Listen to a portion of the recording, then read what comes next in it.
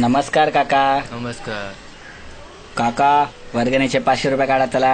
500 रुपये नाही हो, माझ्याने जेवढी होईल तेवढी मदत करतो मी तुम्हाला.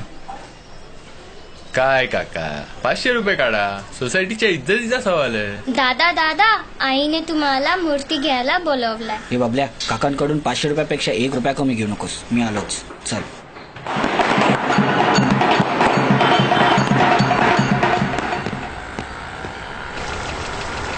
टैक्सी.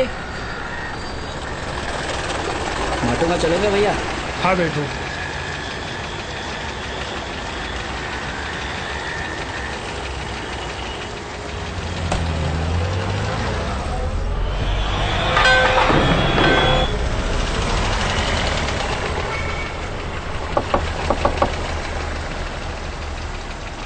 अरे माझी मूर्ती.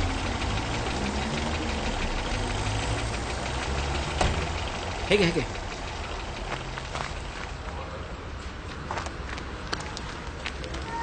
हो काकू, सोंड असलेला गणपती बाप्पा सारखा कोणाला पाहिलं का तुम्ही? नाही नाही. हे बाळा ऐक ना, सोंड असलेलं, मोठे मोठे कान असलेलं कुणाला पाहिलंस का तू? कुठं?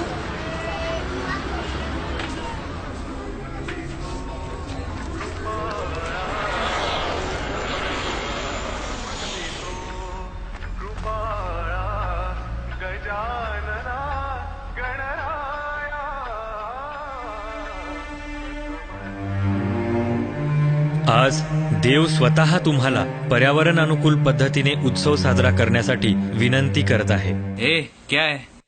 अरे अभिनंदन मित्रांनो. अरे काय, कसलं अभिनंदन? यावर्षी आपल्या मंडळाची वर्गणी खूप जास्त जमा झाली आहे. 11 दिवस no tension, full to enjoy. आणि यातभर टाकण्यासाठी अण्णासाहेबांनी मलिकाला बोलवायचं ठरवलंय. अरे वा, काय बोलतोय? माझा उत्सव साजरा करण्याचा उद्देश लोकांनी एकत्र यावे, त्यांच्यात एकता वाढावी हा आहे. पण आज हा उद्देश पूर्णपणे बदललेला आहे. अरे हे बघ, साहेबांचा फोन आलाय. हॅलो, बोला साहेब. संत्या, पुढच्या मतदानासाठी हा उत्सव खूप फायदेशीर ठरणार आहे बरं का. त्यामुळे तयारी जोरात ठेवा. शिरलगा हो खोपडी. साहेब, डीजे, बॅनर, लाइटिंग सर्व सेट करून झालंय. चिंता नका करू साहेब, मी सांभाळतो सगळं. हा, जय महाराष्ट्र. जय आणि महाराष्ट्र. हो, वर्गणीच्या पैशांचा हिशोब लिहून ठेव बरं का. हा मन्या, चल यार चहा पिऊन येऊ. अरे कसला चहा, थांब ना, एवढा गेम होऊ दे.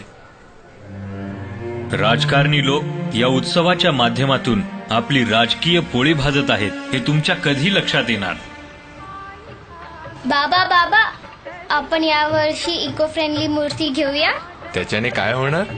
आम्हाला शाळेत शिकवलं, ती मूर्ती पाण्यात विरघळणार आणि पर्यावरणाला नुकसान पण नाही होणार. चल ठीक आहे, घेऊया आपण.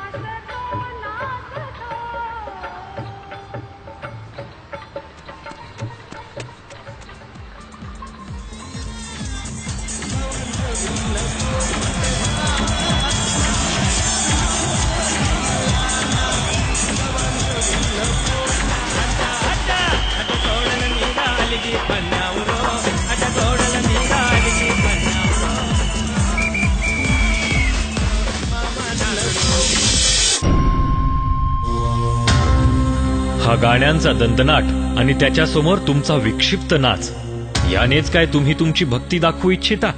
भक्तांनो, थांबवा हे सोंग.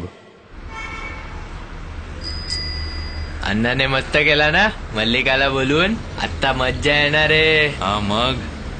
भैया भैया भूख लगी है, बिस्किट दो ना. ए चल निघ इथून. आ जाते हैं कहाँ से. ए संत्या, चहाचे पैसे तू दे यार. वर्गणीचे आहेत ना माझ्याकडे, होऊ दे खर्च.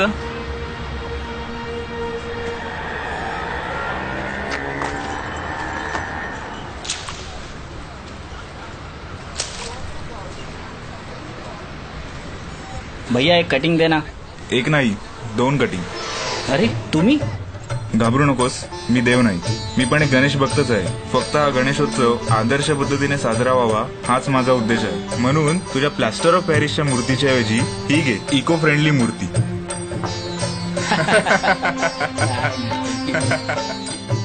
गणपती बाप्पा मोरया, पुढच्या वर्षी लवकर या. पुढच्या वर्षी लवकर या. तुम्ही पुढच्या वर्षी बाप्पाला का आमंत्रित करता? एखाद्या नवीन आयटम सॉन्गवर आपला लुंगीवाला डान्स करून दाखवण्यासाठी? नका करू हे सगळं. या उलट समाज आणि देशाच्या हितासाठी काही कार्य करता आले तर जास्त चांगलं होईल.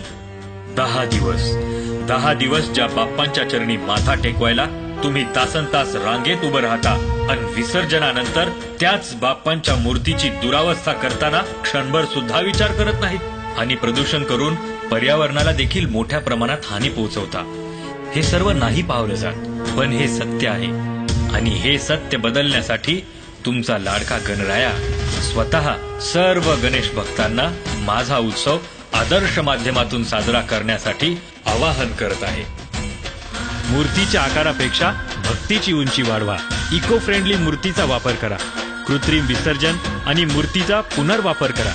गणेश उत्सवामागची खरी जाणीव व प्रत्यक्षात दिसणारी भक्तीची उणीव या दोन्हींमधील अंतर कमी करा.